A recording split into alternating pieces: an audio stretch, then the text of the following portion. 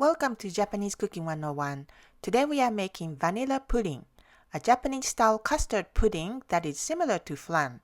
It's usually baked in the oven with caramel sauce on the bottom, but this vanilla pudding requires no baking, and that makes the cooking effort so much simpler. These are the ingredients.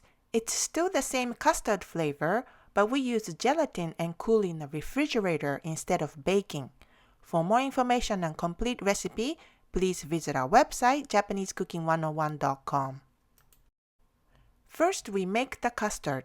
In a medium bowl, combine 2 eggs and sugar and whisk well. In a small bowl, mix gelatin and water and let sit for 5 minutes while the gelatin blooms.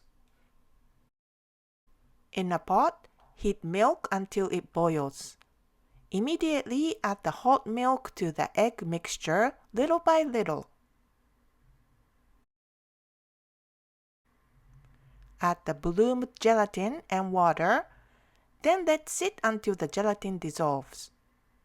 Add vanilla extract and stir, and strain through a mesh strainer. Divide the mixture into 4 glass cups or any kind of molds. Chill in the refrigerator for at least 3 hours. Meanwhile, we make the caramel sauce. In a small pot, cook sugar and 1/4 cup water until browned. Remove from heat and very carefully add 2 tablespoons water. Take care not to burn yourself. Let cool to room temperature.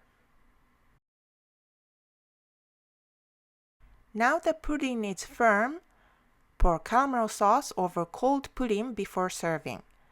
At the height of summer heat, nobody wants to use the oven and make the house even hotter. This recipe asks for minimal cooking on the stove, but the end product is just superb. It's cold, smooth, and delicious. It will definitely cool you down. 美味しい。美味しいね。